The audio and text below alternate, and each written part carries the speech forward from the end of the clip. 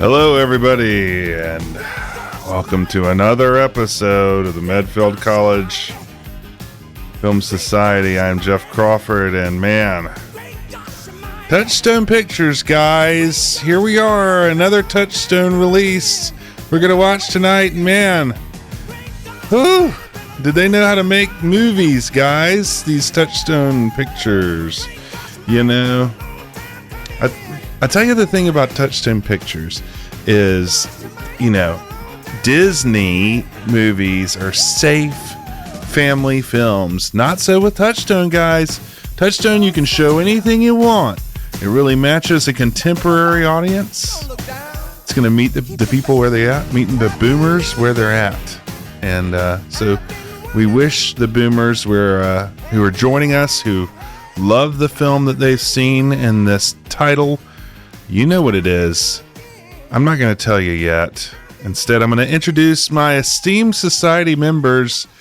I'm going to start with my brother, Michael, co-reader of Disney annual reports. As stockholders we were as children, we would see a lot of these Touchstone Pictures advertised happily by one Michael DeMann Eisner, and here we are watching them in real life. Michael, how do you find yourself this evening? It is. Oh, I'm great. It is remarkable to have spent all those years reading him proudly, heralding the success of these movies and how great they did and how it was changing everything and it was so good. And then, almost 40 years later, seeing the movies, seeing what it was all about, what the boomers were slapping the knees over. Yeah, this would be a great pairing with the Baby Boomers edition of Trivial Pursuit game night. It would be, which at the time I thought, oh, that's for old people. Yeah. And at the time, just boomers, man. Just jokes. The post-war generation, they grew up under the threat of atomic apocalypse and in an era of great prosperity. And it just combined for them to just want to see buttocks. Hey, man, that was the outcome. We didn't fight the man and establish the counterculture not to show it. That's for sure. And we're successful business people now, and we can pay to have the buttocks on the screen if we want it. I had to go to Woodstock to see buttocks back in the day, right. But now they just come to me in my local theater. That's right. Thanks to Michael Eisner. So, no stranger to buttocks is my next guest. He's got some, and his name's Andy Brown. Andy, how's it going tonight? Oh, I'm just sitting here admiring my buttocks. Just looking in the mirror. Check that out. No, at the beginning of the season, we did the history of Touchstone, and I did a rather spot-on impression of Bette Midler, I believe. Mm-hmm. And after watching this movie, I think I should have won an award for that. Yeah, it was good. I think I was right on. Yeah, absolutely. You really were keyed in. And now that we see this, we realize just how close you were. Oh man, I was. But yes, I'm happy to be here and happy to be with you guys. Well, the guy who came up with this wonderful idea, I'd just like to thank. He's stewarded us through, and I think I was part of the secret ballot that suggested this film. So I'd like to thank myself for this wonderful, wonderful glimpse into another time. But the real, head of the class, our founder, Mr. Robert McSwain. Robert, how's it going tonight? Well, I've been sitting poolside all day, just milling around the house and doing massages and other tomfoolery. But, I think this might be, we'll probably talk a little bit more about it here in a minute, but I don't think anyone saw this movie. I think this was the first time any of us had seen it. Yeah. Which begs the question, how did it end up on our list? Well, I think the reason it ended up on the list is this was one of the first real Bette Midler films. Right. And she was kind of an icon of the Michael Eisner influence. Mm-hmm. She was the, a real icon of the business strategy of get these kind of cheaper stars. We talked about it in 3 Men and a Baby. Those were TV stars, and get them in and Boffo box office. So you buy low, sell high, right? It's true. Yeah, I had never seen Something this, like and but to me, it stands out as like one of the iconic. It's always remained in my memory as an iconic Touchstone movie because it was one of the first ones that proved his like strategy. Yeah, of like you say, buy low, sell high. Validated him. Was just a huge phenomenon. And but what's the movie, guys? We've not even said the name. I'm not sure. I don't remember. I don't know either. All I know, it was Big in the Lebowski. Great Movie Ride, right? The movie that we're watching. It was in the Great Movie Ride, which I didn't realize about that it. was from this Think about movie the until I great- saw that clip. I was like, oh. Okay. So it is a I knew great that. movie. This movie we're watching. Yeah, Michael, what are we watching, by the way? We're watching the 1986 Touchstone, Down and Out in Beverly Hills. Yes, folks, the one and only, directed by Paul Mazursky, written by Mazursky and Leon Capitanos. It is based on a 1919 French play called Boudou Sauve des Yeux, Boudou Saved from Drowning, made into a movie by Jean Renoir, the great Jean Renoir in 1932, which I would be very curious to see at this point, to see how it compares. This movie stars Nick Nolte at the height of Nick Noltiness, Richard Dreyfuss, Bette Midler. Little Richard is in this movie, which I didn't know. As an actor. As an actor. That's interesting. Yes, not Sort as of. Little Richard, Yeah. but kind of as Little Richard. Richard. Uh-huh. Not as Richard, his character from Food Rocks. Also, Mike the dog, who was Yes. quite a celebrity for a time. I Mike. was so dog. excited for you, Michael, as you were a big Mike. Both of us were big Mike the dog fans growing up. Big Mike the dog. And, fans. Yeah, he got a lot of publicity. And was kind of everywhere. I'm for a interested to little see bit there. Robert's He was- take on so Mike the was dog. it from this movie though? Was it? Yeah, I don't. Okay. Yeah, I remember him being everywhere. I just don't remember what caused it. So I guess it was this. Yeah, Can't wait to hear Robert's notes on Mike the dog. like Spud McKenzie kind of a thing. Yeah, Not- totally. yeah. Very good at covering his eyes with his paw No. when something embarrassing Yeah. happens. And there was a lot of embarrassing. So Yes. Well, this was the very first R-rated film released by Disney. The first one I ever. made it count. And although, yeah, it's, I don't know. In some way, when I was watching it, I was thinking, if this movie was made today, it would have lots more like fierce language in it. Yeah, I feel yeah. like. Oh, yeah. Because I was like, this is kind of a pretty tame R overall. Well, and then mostly. they would have a scene where somebody was beating each other up and they would like show them beating their face in over and over again. That seems to be Yes, also true. new- You'd have to include that if it was coming out today. That's a new thing. People like that. Right. People, our generation wants to see that. They don't want to see Yeah. butts anymore.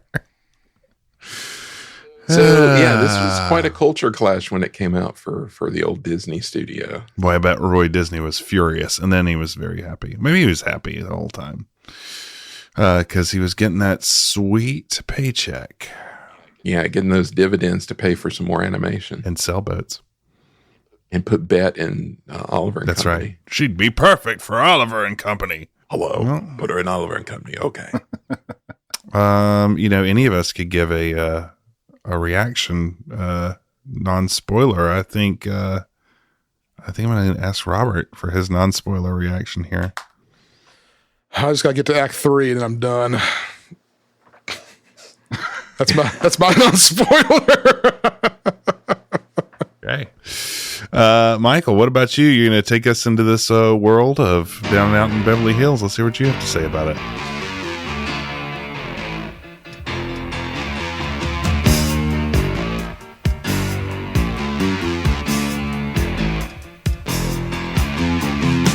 Rolling down Imperial Highway, the big nasty red at my side.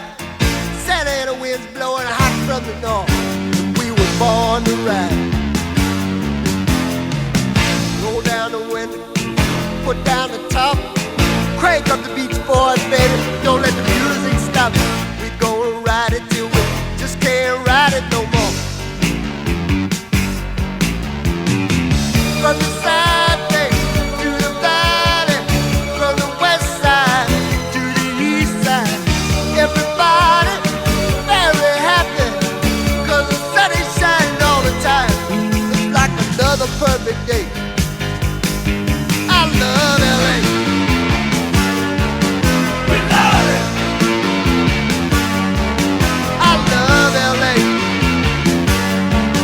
We love it. Yeah, let's dive in, so to speak, to Down and Out in Beverly Hills, a movie which was not as offensive as I worried it was going to be. I will say that's my non-spoiler reaction. Not as offensive as I worried it would be. Define offensive, though. Well, yes. Good point. Good point. Yeah, that's something we got to talk about. I expected some real, like, well, I don't know. We'll talk about it. We start with Touchstone music. Dee-lee-lee-lee-lee. We get another round, yet again, of neon pastel credits. Touchstone loved itself some neon pastel credits. I mean, why not? You know, again. Yeah, It's the 80s. a little Art Deco neon pastel. It's a Touchstone. We see a street at dawn, and there are some ornaments hanging above the street, some little rundown reindeer that let us know that it's the holidays.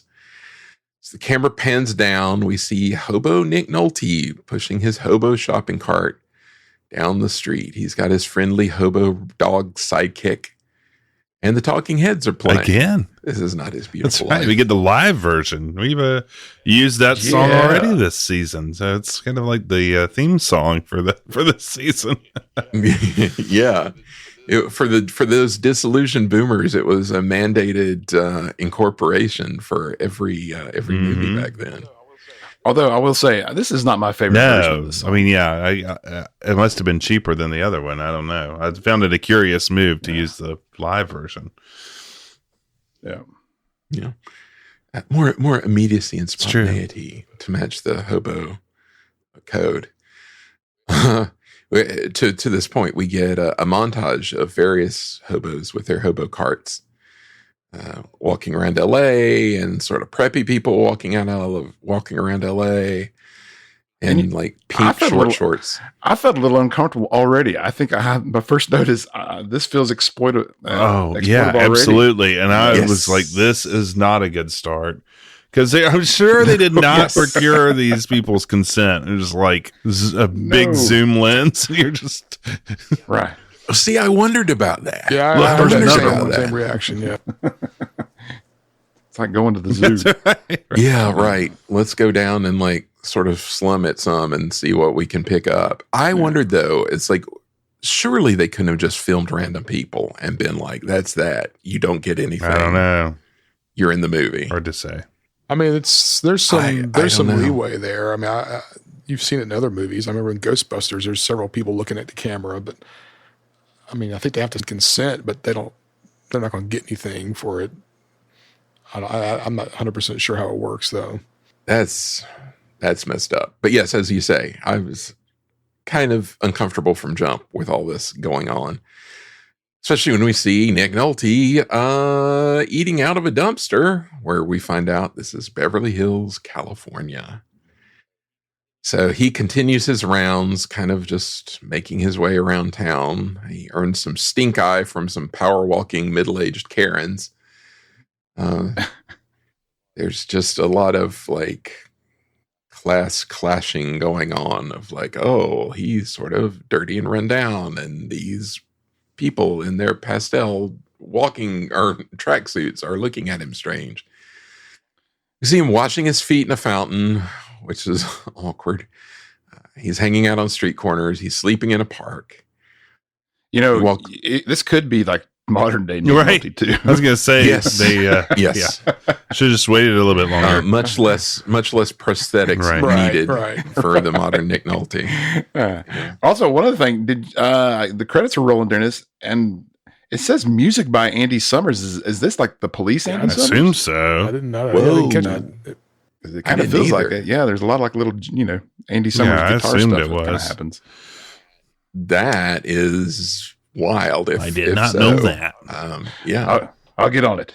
Yeah, get on that. Put the research department on that. So Nick Nolte's walking down a really fancy street, the palm trees on each side. This is peak Beverly Hills. He passes a particularly fancy house. So we fade into the house, and it is the most coked out 80s house you can imagine. Oh boy.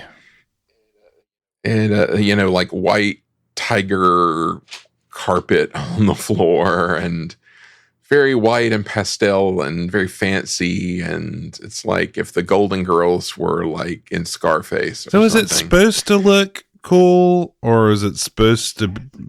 I could never figure that out. It felt like a yuppie version of the Carousel of Progress to me. That's kind of like. Yeah. That is a great question, whether it was supposed to look cool or not. I don't know, because a lot of made in the movie is made in the movie that, it's pretty great to have money, and he's got money, so it's not really like it never really makes fun of him for having money, which is weird, but it's the 80s, so who knows? It was Andy Summers of the Police. That is crazy. Yeah. How about that? I love synchronicity. Get me Andy Summers. Hello. Hello. There's a very large and crude painting of Richard Dreyfuss and Bette Midler on the wall, hanging above their bed where they're asleep. Richard Looks nothing like him. It looks nothing like that. It looks like I really, again, it's not I wonder, good. is this supposed to look? I just don't understand the intention of the artist. Like, is it supposed to be kind of like a little funny that they're like into art, but they have terrible looking art? Probably, right? It looks so bad. Caricature. I guess, but they never really. They don't really make do. Yeah, anything so out maybe of it. not. I don't know. I'm shocked. It's too hard to tell, but because it is really bad. I mean, it looks like something I made in elementary school. Really. Anyway, Richard Dreyfuss is getting out of bed where he's greeted by a border collie, aka Mike the dog, aka Matisse, Mike the in dog. this film. Cute dog, man. He's supposed to be like psychotic kind of at the start of the movie, but he's still adorable. Now I have a question. Nolte's dog. Is that Speck from Pee-wee's Big Adventure? Is there a way we can... That's what I thought. Yes. Is there... Because he definitely had some Speck Yeah, vibes going sorry. on. And it would have been in that same window. Well, let's see if I can... That's a I'll very ask the good research question. department while we're talking here. Yeah, really. On the I Am Internet Dog Database. There you go. Richard Dreyfuss has a tape, like a VHS tape, that he's gotten man. from somewhere that's kind of waiting for him, I guess. He puts it in the VCR. It's a message from his son Max, who is apparently having a bit of a hard time lately, judging from this insane montage of footage that he's put together. He's like, "Oh, Dad, we don't talk much. I'm being weird. I thought here's how I feel." And it's just like, it's like when Marty McFly wakes up in the 80s and turns on MTV, and it's all this like horrible. It reminded me stuff. of the student TV channel at Chapel Hill when we got to college. That's a good call. Yeah, I was going to say, it That's a reminded me very of good call. some of my projects I did in college, my video projects. I thought it was one of the Coreys, either not the Feldman, but the other one. What's the other one's name? Heyman. That's what I thought who it was. I was like, Yeah, Corey Feldman and Corey Haim. yeah. He was Feldman to Justin. Also a little John Cryer-ish Yeah. around the edges. That was not Speck Yeah. the dog, by the way. Okay. How'd you figure that out? Oh, well. Sorry.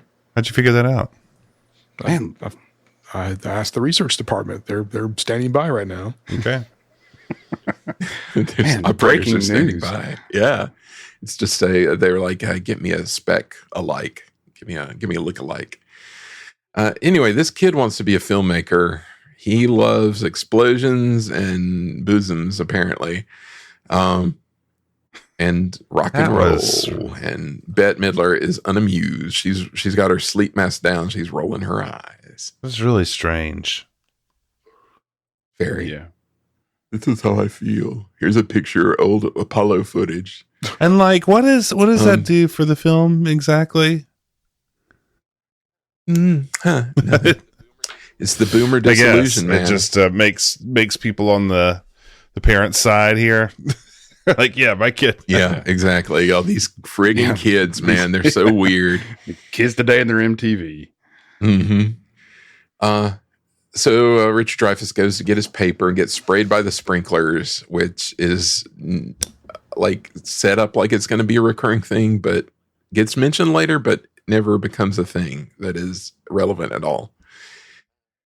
So he heads to his medicine cabinet. It's full of various off-the-shelf remedies and bromos.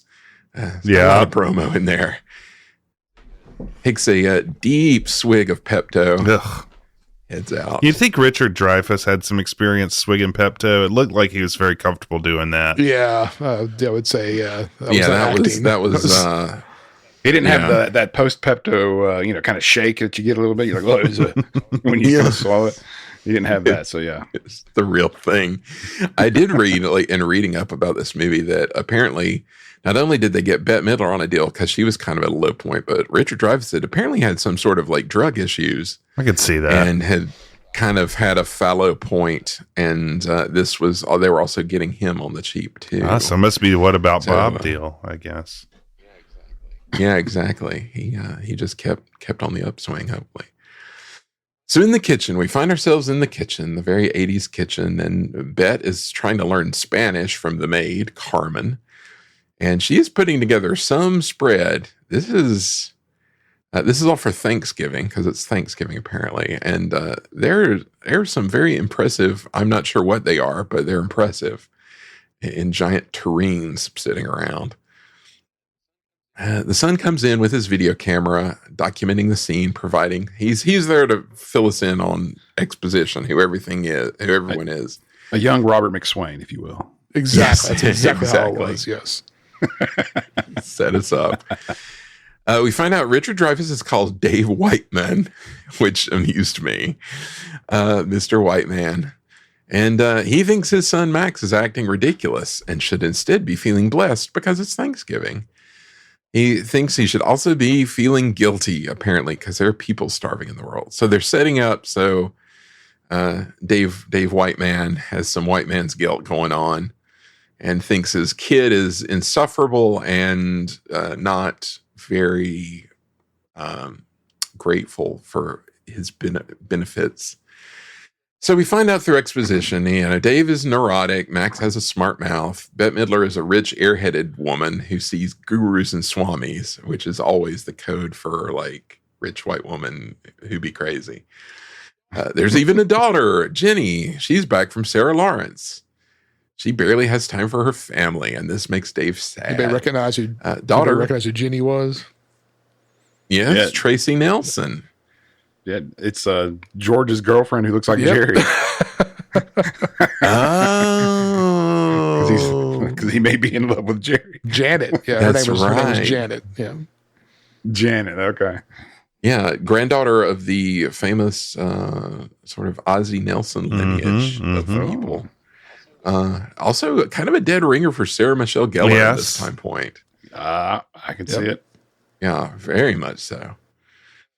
So Dave is worrying about whether the turkey's big enough because his dad loves white meat. And the border collie, there's a bit where the border collie randomly chases the caterers out of the house, but I don't understand the reason because he's being fine. He's being nice. Then all of a sudden, they say something about, like, who else had they taken? They had taken to Mel Brooks had taken him a turkey, and it wasn't even as big as their turkey. And they're like, he's a nice guy, and the border collie chases him out of the house. So I don't really understand that joke, but that's okay. There's a lot in this movie I don't understand, but yeah, this was the first. It's like, is the dog anti-Semitic? I don't know. So anyway, we're back out on the streets. Nick Nolte's sleeping on a bench when his dog spies a lady walking by. She's got a bag of something, just a little food bag of something. So the dog follows the lady, and she gives him a treat out of the bag, and she thinks he's a stray. She doesn't see Nick Nolte. She thinks he's like a little lost dog, and she's like, "You want to go home with me and my really short shorts?" And this chump dog bails on Nick Nolte and heads off to live the high life. Ugh. That's not a cool. That's a boo. This dog. Yeah, for real. Yeah, that's not cool, man. He just trots right off. So back at Dave's house, family's trying to eat. They're having Thanksgiving as a bunch of people we don't know who they are talking loudly about like real estate and business. And Max is filming constantly, which just go away. The yogi is there too. Bette Midler's a yogi. Dave is bothered that daughter isn't eating enough, which he just keeps bringing Man, up brutal. Come on. Awkward way. Maybe you should eat something. I don't know.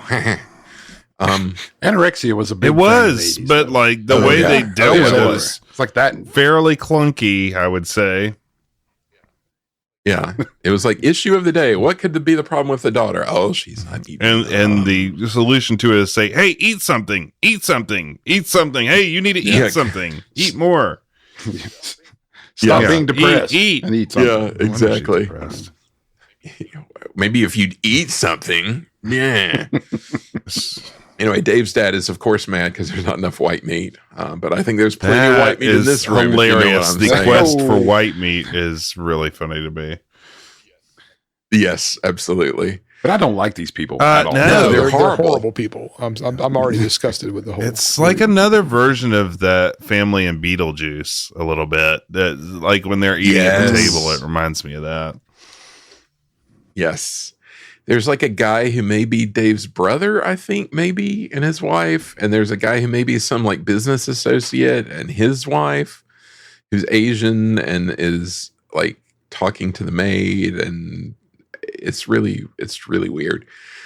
Anyway, Dave and Max finally get into it about Max getting into the family hanger business. Like, I don't want to be in the hanger business, Dad. So Dave starts yelling at Max. And to be honest, at this point, I'm ready to ram the camera down Max's throat because Max is like narrating everything and be like, all right, dog scene, take one. Neurotic dog. Yeah. But you know, Cat it's scene, Is that what take you were one. like, Robert? Dad. What's up? Is that what you were like? I mean, it's. I hate to say it, but I mean, to a certain extent, yes. No.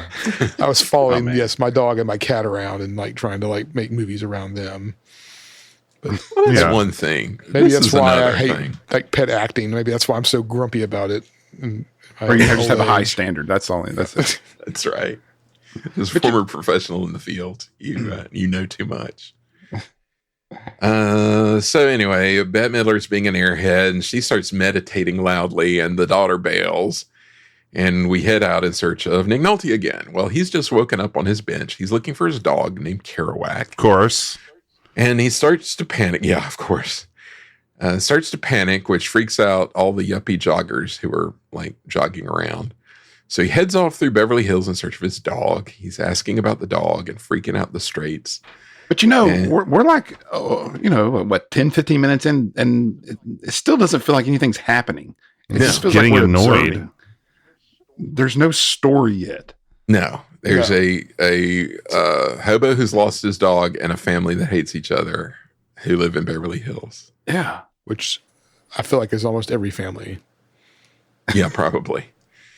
Anyway, Nick Nolte starts going through this sort of outdoor seating of this restaurant, yelling about his dog, which gets him thrown out.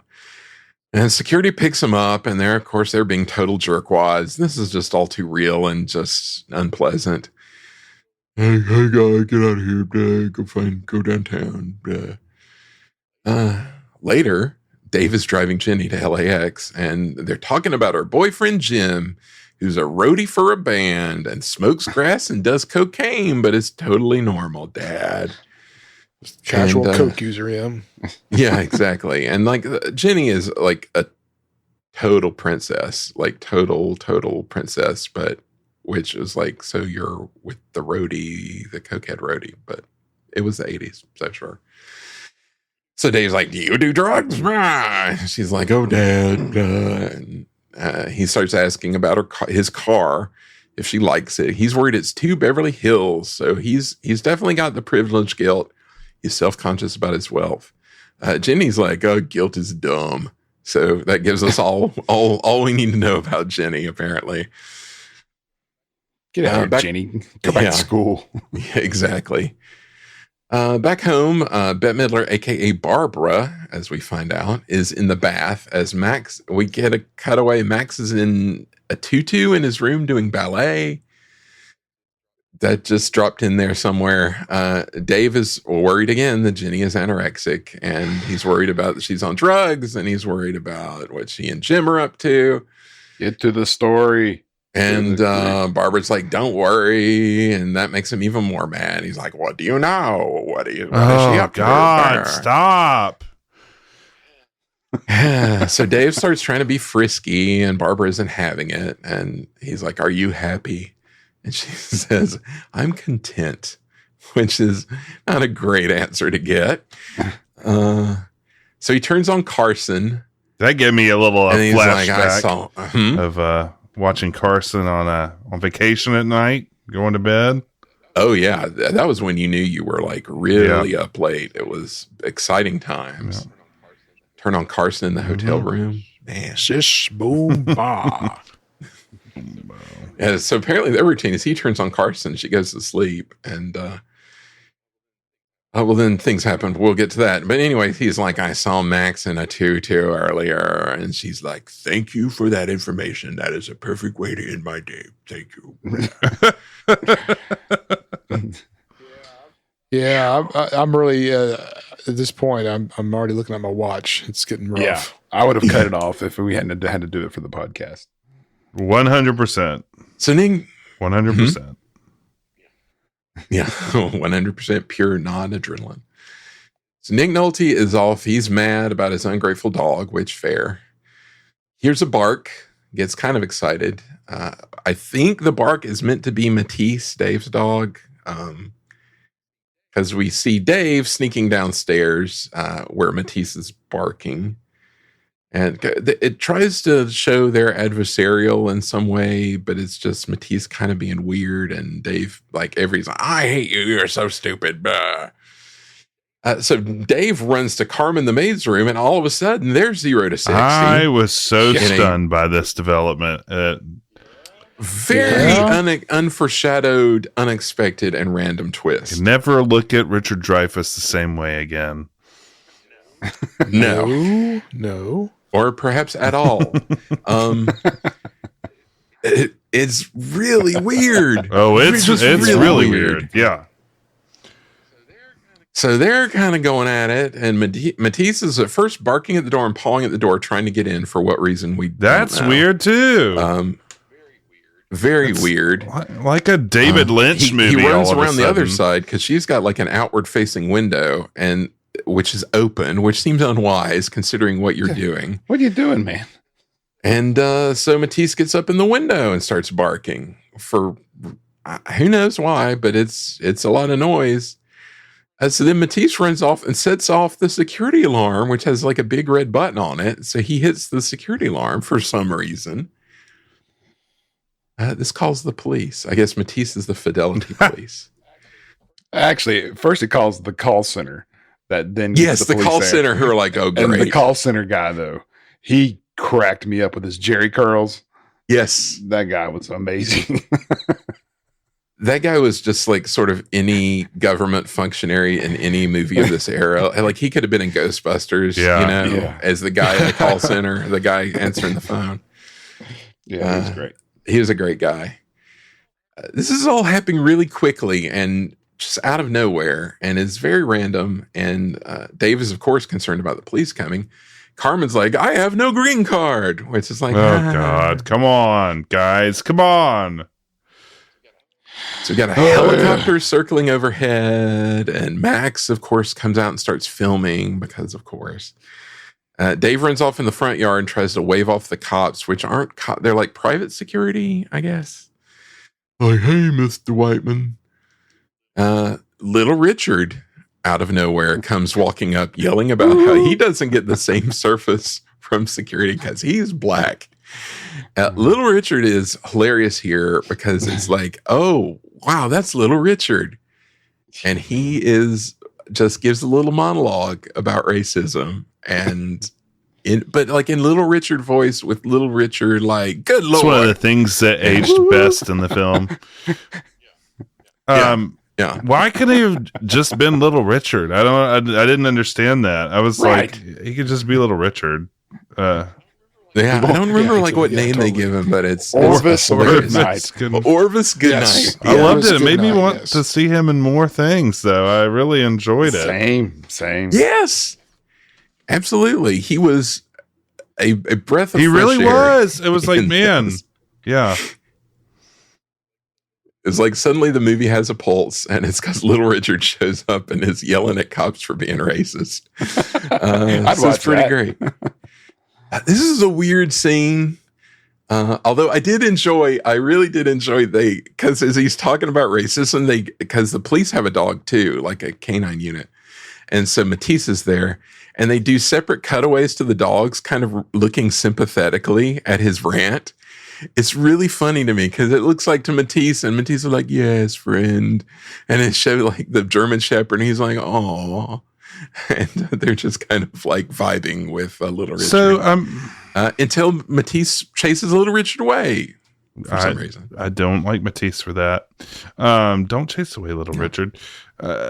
What is happening in the movie? It's like all these little vignettes. It's like, what is the point of any of this? Right. I don't understand. And also, you can already tell the trend of the scenes don't play out in full. Sometimes they just stop. Mm-hmm. Yes. And that happens all throughout the movie. And it's like, is this intentional or is this sloppy? I did not understand what was happening. Yeah, it's really weird that way. Because apparently there's just a lot going in all these people's lives, and they just want to fill us all in on all of it immediately. Nothing's sort of unspooled, but when it's unspooled, like the Carmen thing, it's really out of nowhere. Just hits you like a truck. So the next morning, Nick Nolte's still looking for the dog. He's very downcast. He thinks he hears a dog, so he winds up in Dave's backyard by the pool. So he takes a look at his reflection, and he's very pensive. And Dave and Barb are talking inside about something or other. Like Dave's on the phone yelling at somebody in Mexico about coat hangers. Shout out to the C-band satellite dish in the backyard. Yes, very nice. Very nice. It gets a lot of play in this movie. It does. Yeah, there's some other scenes there. Yeah. That's true. Shout out to coat hangers, too. Shake, rattle, There's a lot of roll. coat hangers in this movie. Yes, a lot of coat hangers. There's a later, we'll talk about it when we get to it. But anyway, so Nick Nolte fills his pockets with rocks from a nearby planter, just sort of big decorative rocks. And he's done. He jumps in the pool. And Dave is kind of up on the balcony upstairs talking on the phone, sees him jump in, and he freaks out. He says, come on. And nobody does that better than Richard Dreyfuss, really. He sprints down to the pool. He dives in. Does some very nice aquatics here, Richard Dreyfuss. Dives in and wrestles Nick Nolte to the surface while Max is useless filming, of course, and Carmen's like they're screaming, and the landscaper guy with his leaf blower is watching. We never really get a proper introduction to the landscaper guy. He pops in and out, but No. he doesn't cast as a long a shadow as some of the other characters in this household. Anyway, Dave does CPR on the man, saves him, gets a face of like barf in the process. Which was too man, much. I didn't. That's another thing that would happen like all over this movie now. But I was surprised. Yes, very much, very much. And Barbara's being like horrible the whole time, like yelling like, "Oh, you'll get AIDS," which, especially at the time when this happened, is yikes. Very Like big yikes all around. Anyway, paramedics show up. They're finally taking care of the guy, and Barbara's flitting around. She's still being horrible about Dave doing CPR on a hobo. And Dave, though, is over the moon about saving the guy. And he's doing a whole, no one drowns in my backyard thing. It's kind of Barney Yes. Fife, really. His like vibe here is just like, yeah, saved a guy. No one drowns on my watch. Matisse loves the new guy. Matisse is loving up on the new guy, which I thought was really sweet. And I wanted to hang out with Matisse for this. And because Nick Nolte is really messed up, dude. And Dave is offended by Barbara's repulsion of the man because she's like, I'll get rid of him, send him downtown, blah, blah, blah. So after she leaves, he tells the paramedics to leave the guy with him. Like, leave him with me. All right. So Dave introduces himself to the guy who we find out is named Jerry Baskin. And we get some full naked Nolte as Jerry changed out of his wet clothes and into a robe. We get some Nolte taint. Yes. Yeah, it went a little too far. Very verite to the max. This was not what I expected at all. No. Gets him into a very small robe, a menacingly short, like kimono robe of Dave's. Dave offers him something to eat from the Thanksgiving leftovers, and Jerry immediately turns around and is like, "You got any white meat?" Which did make me laugh. He was very excited about that white meat. So inside, Jerry's like complaining about the food. The dressing has too much onions in it. Dave's like, well, you could at least thank me for saving your life and giving your food. So we get Jerry's backstory. He was an activist in the 60s. He sold some draft cards. He got in trouble with the law. Like, I don't understand. It was like 45 years in prison and like $70,000. But then he got out and other stuff happened. He became an actor and he was dating Linda Evans before she was on Dynasty, which made me laugh. Those Callaways, man. Then Maybe they broke she was up. on those Callaways, you know? It could have been. That's right. Oh, it all ties together. So that, and after they broke up, he drank a lot and did drugs, and his little sister died of leukemia, and that pushed him over the edge. Then he became a hobo. So Dave is very moved by the story, and Jerry kind of gets up and starts to leave, and Carmen's washed his clothes. Dave's like, nah, he's worried he's going to try killing himself again. And but Jerry's leaving. He's headed for the back fence where he's snuck in, and starts to get a little woozy. Things start swirling around him. Dave's like, nope, you're going to stay with me. No ifs, ands, or buts. Haha, about it. And that's where we end Act 1, my friends. Well, East Coast girls are hip. I really dig those styles they wear. And the Southern girls with the way they talk, they knock me out when I'm down there.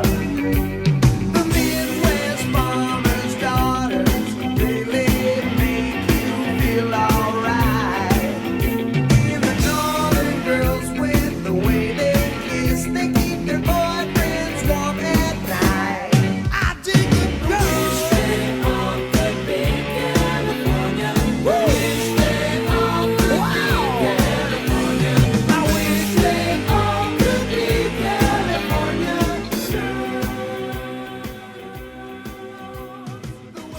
Well, the large Sasquatch Harry moves in with the Henderson family. And the boy, is he a fish out of water? And the hijinks, oh man, the hijinks. Oh wait, sorry, wrong movie. But you can see how I could have easily mixed those up. Yes. Yeah, Nolte's got a hairy vibe for sure. So Jerry, not Harry, is now living in the cabana with the Whitemans or White There's Mans. always a cabana. Yeah. But you know what this movie needs, guys? Some Randy Newman. Yes. Because what's a movie about Beverly Hills and the greater Los Angeles era in the 80s if you don't have his hit song, I Love LA. Beverly Hills is shot by, but there's a man lost in the night. Nick Nolte's stumbling, he's such a mess. Living with the trouble family, what a crazy weird success. I love Beverly. And that dog going to Nick Nolte. And he's going away from Nick Nolte. He's just going back. Yeah, Barb, she's crushing some Randy Newman as she's cruising in her convertible, blasting the tune, and she's upset. She wouldn't be when listening Dave to Randy Newman. What would she be listening to? I don't know. She'd either be listening to something like really woo-woo or, I don't know. Be listening to herself. Yeah, that's true. Or like She'd be listening to Bette Midler. a self-help tape, something like Yeah, that. self-help does tape is a Midler. good call. Like some sort of like, yes. There you go. Yeah. Yeah. Well, she's upset with Dave when he tells her that Jerry is still there and he's hanging out in the hot tub. She thinks she's like, he could steal everything or murder us. And, but Dave's like, hey, it's okay. Matisse, the dog, loves him. And so she says that that should be the first clue because that dog doesn't love anyone because, Bette, she hates the dog. Everybody hates the dog pretty much, except for Jerry. Jerry loves the dog. And then when he shows her, like Jerry's out there teaching Matisse how to do like a trick. But then her response is like, he's going to give that dog fleas. And I was like, I don't like this character at all. It's like, I don't know. It's like, in a weird way, she kind of wasn't over the top enough to make it. I don't know. It was a weird kind of in between, and surprised. It just seemed kind of muted for her, except for a few times she like did go over the top. It's like I agree, and that's what like when I was talking earlier about like is the movie was not as like offensive as I thought it would be. Like I expected her to be like at full bore, like offensive sort of thing. It's like it is. I mean, he could kill them in their sleep. I mean, it is Nick Nolte. I mean, would you just let Nick Nolte come crash on your couch? I don't know. So there's a reason, but she's more horrible than she needs to be, of course, and she's not likable. But it's not like as much as you would think they would do for like quote unquote comedic. Right. I don't know. I think I would have rather had her been over the top because then I would have been like, okay, yeah, this is. I think it would have been better. This feels. Yes. This feels kind of real. Like she really doesn't. She has it's just, a lot of this movie, I wondered, why did they make this movie? And why did they make it the way it is? That's like, the question I was asking. Yes. It's so ridiculous, and yet it's like not ridiculous enough to be an interesting movie, or there's just not enough of a raison d'etre or whatever you want to call it. It's like, why are we here? Like, what are we watching? I don't know. That's that's like I kept bouncing back because at first I thought it was going to be like a very 80s viewpoint of like, ha ha ha. The homeless man is like slobby and comes into the house and drives them crazy because of a scene that hasn't happened yet, but that got played a lot when this movie came out. Of like, oh, he's so gross and homeless, and isn't it hilarious? And because they're all so clean, I thought that was going to be one of the gists. And then I kind of like, oh, is it going to be like a sort of indictment of like upper middle class or upper class sort of like do-gooderism or something? But it never is. It's never does anything with any of those things. It's all kind of there. It is. Choose your own adventure. Yeah. Well, that night, everyone is in their rooms doing their thing. Jerry is struggling to sleep in the bed and finds it more comfortable to sleep in the floor because the bed's too soft. And Carmen, she's over there enjoying a cigarette with watching her Spanish soap opera. And Max is like reenacting scenes from some weird old black and white movie. I don't know what the movie was. I think it was The Treasure of Sierra Madre, I think. Okay. And meanwhile, Dave's feeling frisky again. So here he goes sneaking around on his way to see Carmen. But this time he doesn't, I guess he was trying to bribe Matisse last time. Yeah. But this time Matisse just kind of looks at him and just rolls over and lets him pass. I don't get it. What is happening? Why? So Dave carries on to Carmen's room and is startled by Jerry, who's looking for low-cal root beer. He's rummaging around in the kitchen there, and he tells Dave that he can't sleep, and so Dave's like, all right, I know the solution. I'll make you my famous bagel. And it was like, okay. And so famous bagel. Dave well, go ahead. That's it. That's ridiculous. I just love that he had diet root beer, Shasta diet root beer for that matter. Of course they have diet root beer on hand, because why not? Of course you do. Yeah. So Dave and Jerry are just having a good old time hanging out in the kitchen. I mean, they're just talking, and it's just two dudes, you know. It turns out they're both from Brooklyn in New York City, and they start to bond over their love of the Brooklyn Dodgers. And I mean, they're just like giddy, and there's just all kinds of like weird mouth noises and slurps. If you're into that kind of ASMR thing. But with all this happening, I have to admit, I really like Dreyfuss and Nolte together. It's like a strange, happy accident that I didn't expect. Yeah, agreed.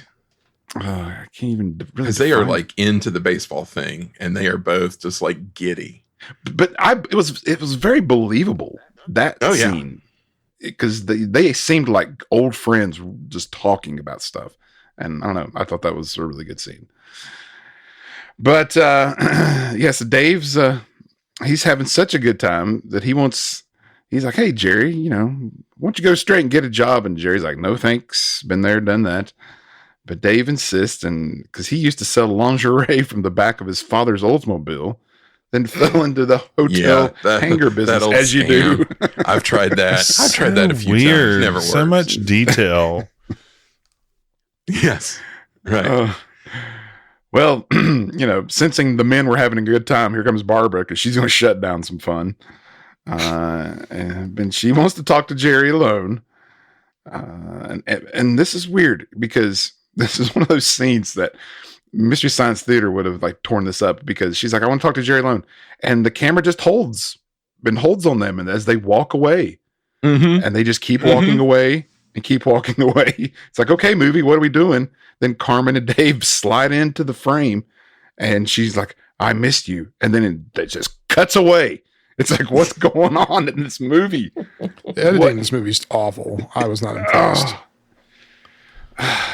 And she's like, I missed you. And he's like, he doesn't even get to respond. And that's it. It just cuts away. Yeah. It jumps back to Barb and Jerry talking, because Barb apologizes to Jerry about how she's been behaving and objecting to his presence in the house. And she, just kind of lays it all on the line, telling him exactly how she feels. But she's trying to get over her upper middle class prejudice. And they start talking about, her yogi and how all people are important. But then she says that she hopes he understands what she means. And Jerry and of course Matisse is there, and Jerry just kind of looks at her, and the dog looks at her, and they don't say anything. They just wait, and it's weird. And then it's like, womp womp a doo womp a womp bam boom tutti fruity starts playing, and that's the end of the scene. And it's what is going on? I mean, it's funny because right after my notes was like, Tutti Frutti playing is weird, and then what is going on is my next note. So, wow. Well, as that wonderful little Richard hit continues, we jump forward in time, and Dave and Jerry are driving around in his fancy convertible Rolls Royce. Do you know what specific model that was, Robert? It's a 74 Corniche. Ooh. Which begs the question, why is he driving a secondhand Rolls Royce? Yeah, right. Especially if he's all like neurotic about his new car. It's like, well, it's not a new car, buddy. But Dave's on his sweet 1986 car phone, though. Mm-hmm. I wonder what the reception would have had to been so bad. Yeah. Spotty. Yeah, and you wouldn't be able to hear anything. Oh, man. Oh, wow, yeah. But this isn't Jerry's first time in a Rolls, because he used to have one when he lived in London when he was in graduate school, naturally. So this is, he's been kind of laying these breadcrumbs of like he's had some kind of life, and but Dave can't quite put it all together. But speaking of Little Richard, they pull up to a stoplight, and who else but the true king of rock and roll greets them. He's there, and he says, good morning. And they're like, good morning, Orvis. Who's driving the exact same car, exact same color. Orvis. Love it. Love it. And I think his license plate on the front even says Orvis. And then Jerry says, yes, I believe it did, yes. But Jerry and Little Richard, they're kind of like eyeing each other, like trying to figure each other out. It's kind of, again, an odd scene. Yes. It is. It is. And this starts our little mini Pretty Woman sequence of getting Jerry. Man, all I didn't cleaned up. expect that either. I felt it coming. I was like, okay, they're going to have something surely. We're gonna have a very short montage. Yeah, so Jerry gets all cleaned up. He's got his hair cut, new clothes, all that stuff. And so they're like, hey, let's go get some lunch. So Dave takes, before they do that though, Dave's like, hey, let's go to the hanger factory. Let me show you around. And apparently they make 500,000 hangers in a day at 4 cents a hanger. did not which is know like that. $20,000 a day. Wow. Which, like, they talk about it as if it's way more money than, but I guess when it's a day, yeah, okay. But I mean, it's a big factory. That overhead. It is a cheap. big, exactly. So for a year, you're looking at what, like maybe $5-6 million a year total. I don't know. It just doesn't. The numbers just didn't quite add up. But I will say, I really enjoyed, in a very zen way, the footage of them being manufactured. It was very Sesame Street. Oh, it was. What was that show you used to be on Discovery? It's like How It's Made or Yeah. something. You just watch it. Or the Yes, the Mr. yes. Rogers Yeah. crayons. Those were good too. Oh, Yeah. Yeah, that was going to say that one's been going around on social media. Oh. The Video. saxophones on Sesame Street. Very good, too. Yeah. Well, Dave says he's negotiating with the Chinese, and they're going to have a New Year's Eve party for the Minister of Trade. Shades of There's Mr. big money Destiny. in that Chinese market. But I mean, does China not have their own hangers factory? I would think, but It had yet to make its way overseas. I guess, yeah. So Dave tells Jerry that if he wants a job, he'd give him one right there in the factory. You know, he could start right away. But again, Jerry's not interested. He's like, hey, how about that lunch? So they're like, all right, let's go get some lunch. And they go off to like this little trendy LA spot. Mm. And there's some just strange, odd people kind of around serving them food. But then Jerry is approached by a woman who thinks that she saw him at the Cannes Film Festival with Susan Sarandon and doing something about Nicaragua. And Dave's just like kind of looking at him, and Jerry's just kind of trying to play it off. But she's like, she thinks he's a writer, I believe. Mhm. She's like, Yeah. She hands him her card. She's now at MGM. She would love to talk about any story Weird. ideas he has. Holly Weird. Hollywood. It is so 80s, the scene. And he just kind of yes ands. He's like, oh, yep, I did. Yep, that was me. Yeah, and Dave's completely confused by all this. And Well, she's also kind of hitting on him in a very not subtle way. yeah, for sure. So yeah, he Dave asks Jerry, he's like, hey, are you a writer? And Jerry doesn't really deny it. And instead, he just kind of starts yelling to get the attention of one of his homeless buddies he sees walking by. He's like, ow, ow. Because they're out there on this patio. And his buddy Al doesn't recognize him. But as soon as he does, they have this like little mini reunion. And Dave says that if he checks, or Jerry asks Dave if it's fine if Al comes over. And so he's like, yeah, come on. So, here's all these, trendy, yuppie people out in their little patio. Then here comes homeless Al. And he's going to join them. I like Al. And I like Al. Yeah. And when Dave offers Al some wine, he declines, saying that this is one of his non-drinking days. I hear you, man. But it turns out that Al was with Jerry down at the mission. And Al says that he's got to go. And when he does, though, he starts stealing the bread rolls from every table around. Yeah, because they do this bit where he's like, can I get you a club sandwich? They're really good here. And he's like, I'm not hungry. But he like turns around and grabs something off the plate and at the table next to him. And like, no, I'm not hungry, but I'll take that. Doesn't he start like pocketing, like pickpocketing things? Yeah, it's all bread. like bread and stuff. Yeah. Oh, I thought he grabbed something out of somebody else's. I thought he actually stole some stuff out of somebody's pocket. No. at one He's just point. grabbing bread from everybody and putting them in his pockets as he walks out. In there. My man. But and so after Al's gone, Dave just kind of leans over to Jerry and he's like, I hope you don't mind me saying, but some of these guys are, some of your friends are a little crazy.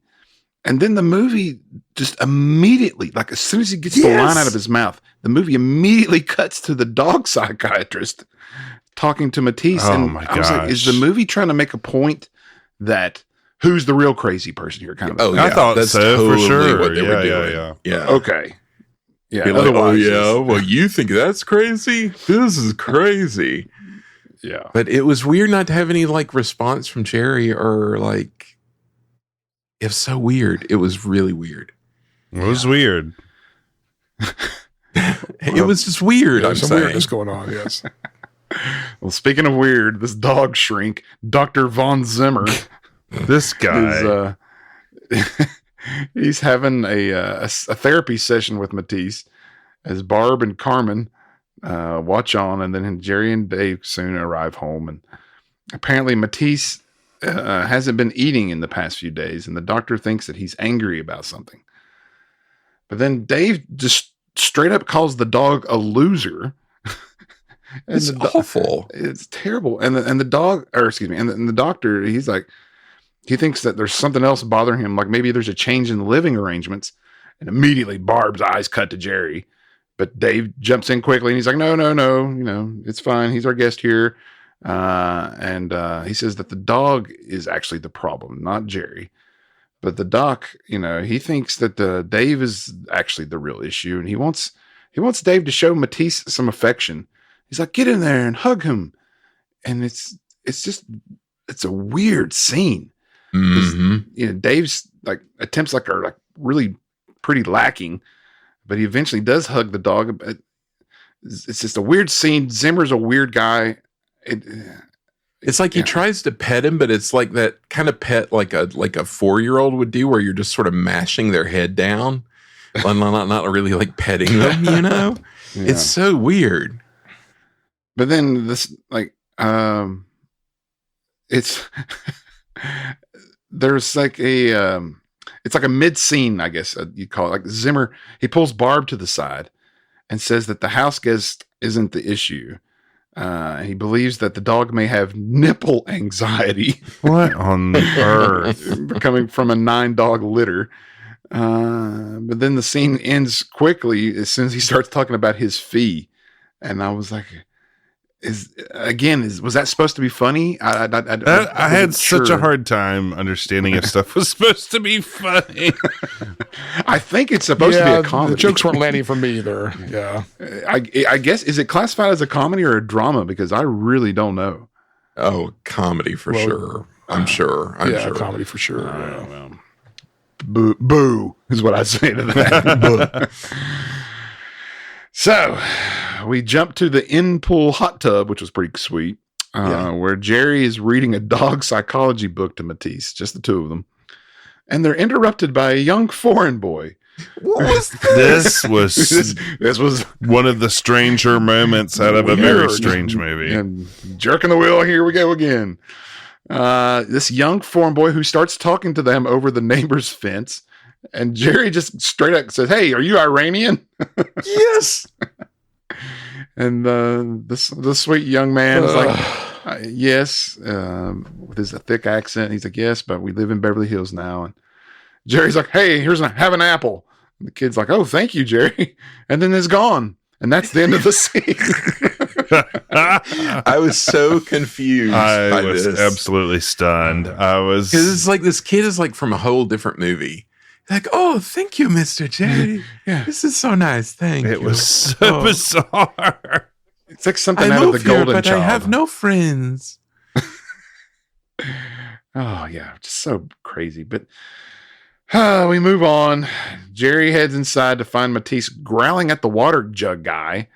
Don't know why, but then Barb's yelling at the dogs, just saying, "I'll call Dr. Von Zimmer." Like, that's a real good threat there, Barb. But then Jerry explains to Barb that the dog thinks he's human and wants to eat human food, not dog food. And so Jerry's whipping up this bowl of food for Matisse, just kind of taking the bits of everything, and he places it on the floor, and then he proceeds to eat directly from the bowl. With Matisse joining him, and it shocks both Barb and Karma. or Carmen who just watch in silence, and that's it. It's like, see, this is what I thought the movie, because I mean, this was like in like every commercial and everything. This is what I thought the movie was going to be like. Was like, oh my gosh, the homeless guy's eating dog food, and the rich people are like, oh, that's so nasty. That's what I thought this movie was going to be like the whole way through. Lord, it's so nasty. Well, I will say Bette's take is pretty good. Her like look of The eyes. silent horror. Yes. Yeah, for sure. This reminds me though, I had this past weekend, I had my own children had friends over, and so at one point my house had 7 children in it. It's a lot. And one of the boys is a neighborhood boy, and he wanted to give water to my dogs, and he did. And then after he did, he decided to stick his head down there in the water bowl with the dogs and drink the water with them. And I had to say, hey, bud, let's not do that. Jerry. Yeah. So it's kind of timely. But anyway, that night, Barb is telling Dave about what happened, and Dave says that Jerry's got some kind of wisdom about him, but Barb's not buying it. She gets mad and thinks that Dave is a schmuck because he's just giving Jerry and even Carmen just basically wide open access to their, credit cards and alarms and all kinds of stuff. And then again, the scene just ends, just stops. But then sometime later, Dave has joined Jerry down at the mission, and Jerry's going down there to collect some mail that he's received. And Jerry's talking to this guy behind the glass, but for a bit there, but then Dave's there, and they get out of there, but then Dave kind of like hands Jerry the keys to the car, and he's like, hey, you drive. And it's like, oh, okay. So Jerry's like, hey, I'll take you down to the beach to see some of my friends. And they laugh about how Dave should become a bum too. And Jerry's like, you wouldn't last 30 minutes. And it's like, ha ha ha. Oh, being homeless is wonderful. And I'm like, what are we doing? What are we doing? Is a great question. Happening? Yeah.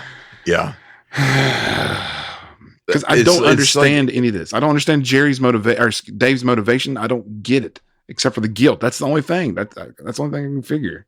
It's so weird because it just keeps like hinting like it's going to go into one direction or another, but instead it just kind of does everything, and it makes no sense.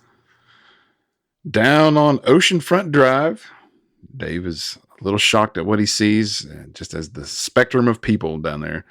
And he's walking through, and then Jerry sees his buddy Tom, who tells him that he looks like a yuppie.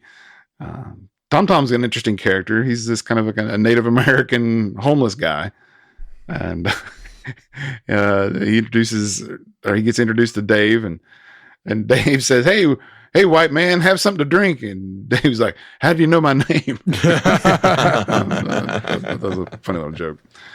There's some other friends hanging around. There's Big Ed and Peaches and Patrick and Dorothy.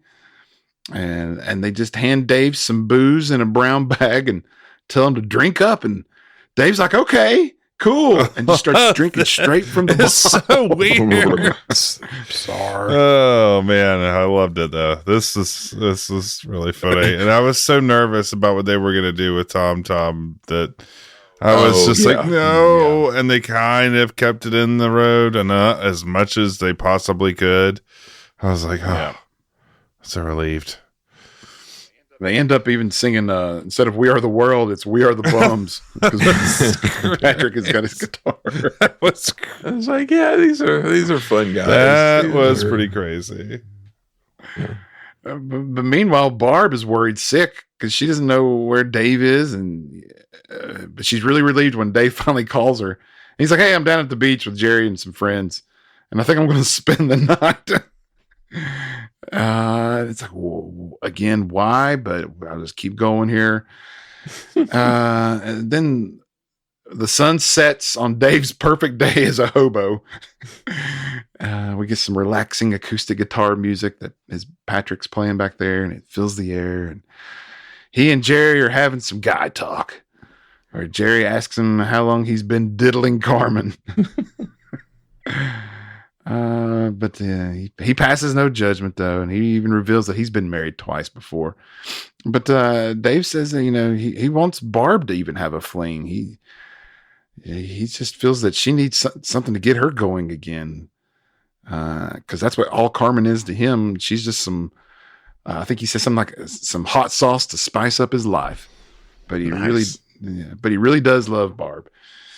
So Dave asked Jerry, he's like, yeah, have you really been married before? And Jerry's like, no. And they laugh and just some more bros hanging out. Man.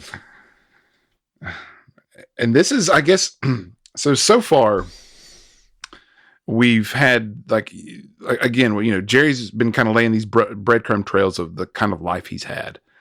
And I've always, throughout the movie, I have been wondering, I'm like, is he telling the truth? Is he just saying this kind of stuff? Mm-hmm. And so now it's kind of we're starting to get to the truth of some of this stuff. Well, in a way, because Dave asked him, he says, were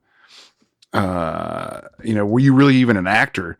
And then Jerry gives this very nice soliloquy, all from memory, which I think was Shakespeare. Yes. Oh, yes.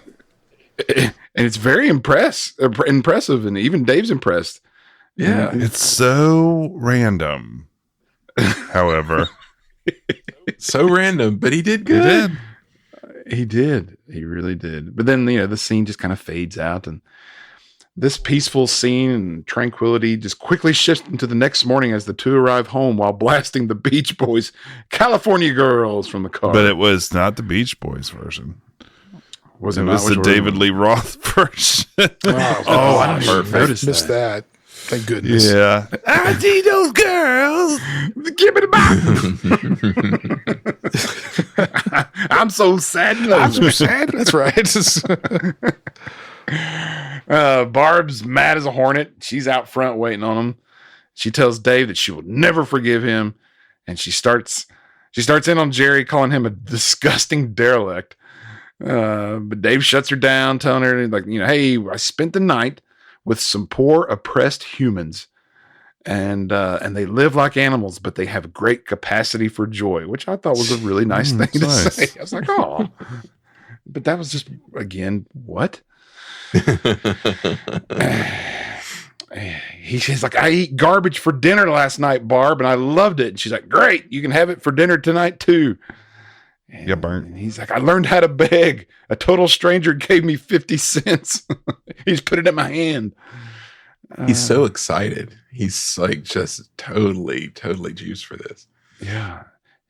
And Barbara and Carmen, they've had enough of these two.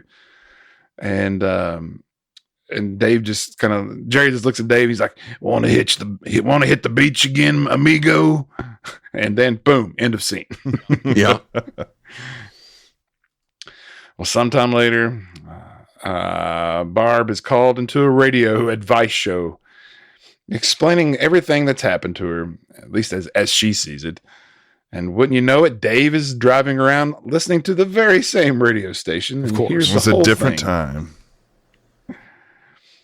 The radio show doctor says that Barb's husband could be living a more freer, vicarious life through the presence of this displaced person that he's brought home.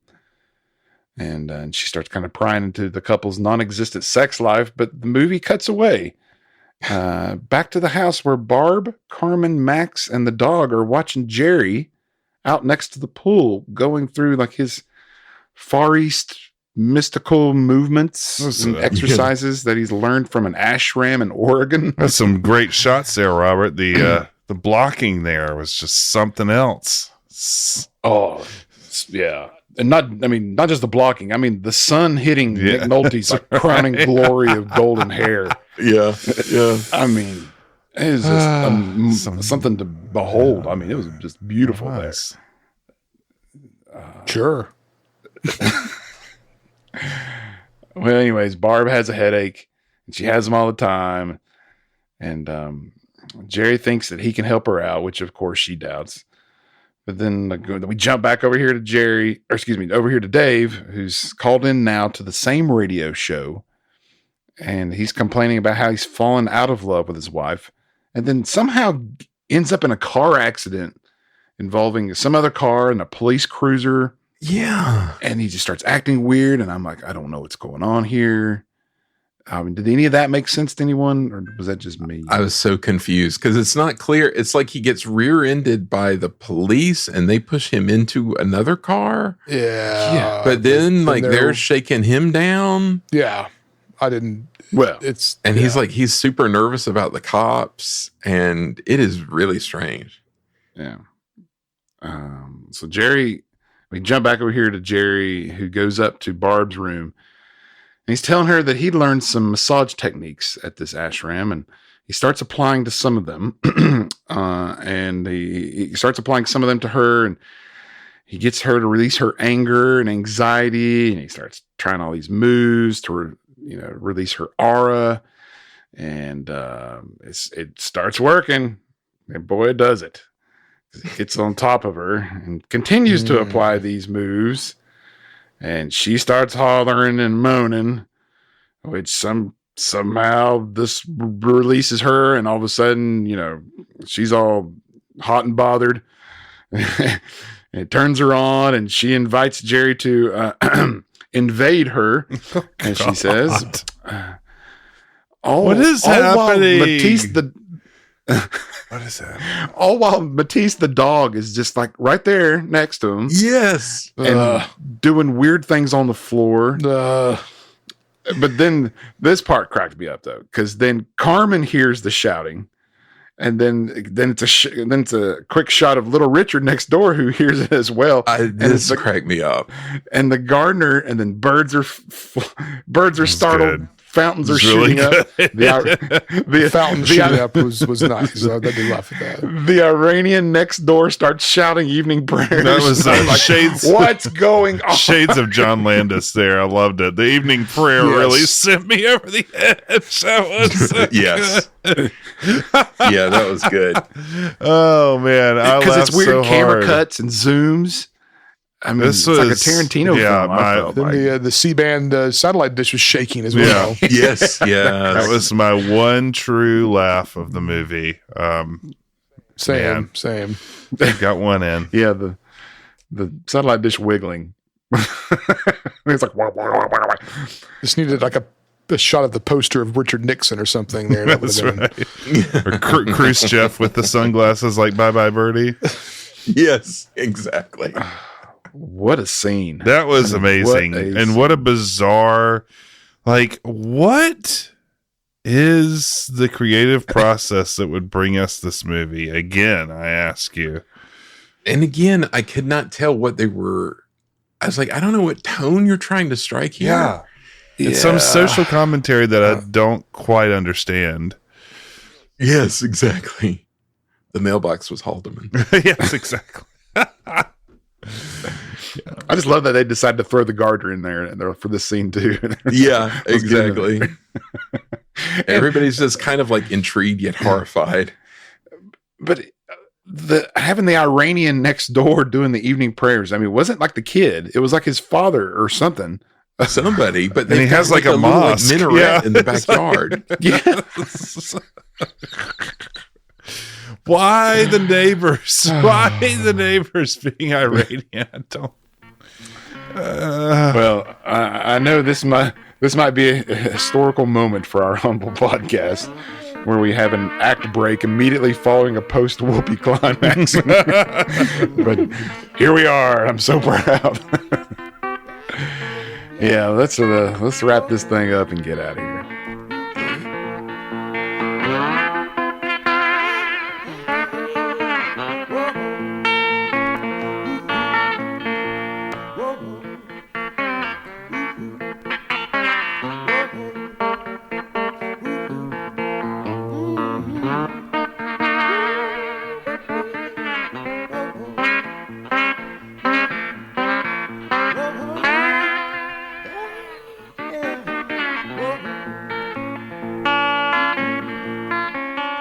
Yeah, so in hindsight, when I was doing the acts, and I watched the movie through again, I was like, man, I don't think that was probably where the cut should have been, but I'm glad it was. But just Good as any. Yeah. for my own sanity. But little did I know that I would inherit the third act, which just takes the insanity up to 11. So Dave is getting his Rolls Royce loaded up on a flatbed. Is that Elvis right there with him? Do you notice that guy? Who that was? I think It's like all these like onlookers are like still kind of milling around. Back at the house, Barbara is having second thoughts about her affair with Jerry. Or is she? She's admitting to herself that all the yoga, the shopping, the meditation, and that was her escape from an unhappy situation. She says that they can never repeat the adventure, though, despite how amazing it was. Then she breaks out into song, which I can only assume was in her contract with Eisner that she had to sing at some point in this movie. I made the same note. I said, that has to be in her contract. It's a really weird scene because like Nick Nolte is there, like with his shirt off, and the dog is like draped over him, and she's like singing. It's so weird. It's weird. It's bizarre. So Jerry's strolling down the hall, and he happens to pass by Max's room, and Max got the door open. He's trying on some makeup. Jerry casually tells him to go with something a little more orange instead of the red he was applying to his lips. As Dave's car arrives, the Iranian neighbor is loading up his women in burqas into a stretch limo. Why? Where did this come from? They like dropped this halfway into the movie, and there's no setup. Nope, no setup or payoff. No payoff. Just the Iranian neighbor has. Maybe the payoff was the minaret. So. That's true. Also, the music is nicely offensive in this instance. Yes, and then we get little Richard gives us a line, and I'll just. It was a different time. That's all I'll say. The Iranian neighbor stops and pulls out a wad of cash and rolls off a few hundreds and gives it to Jerry for being nice to his son and invites him over. Dave and Jerry share a strange look.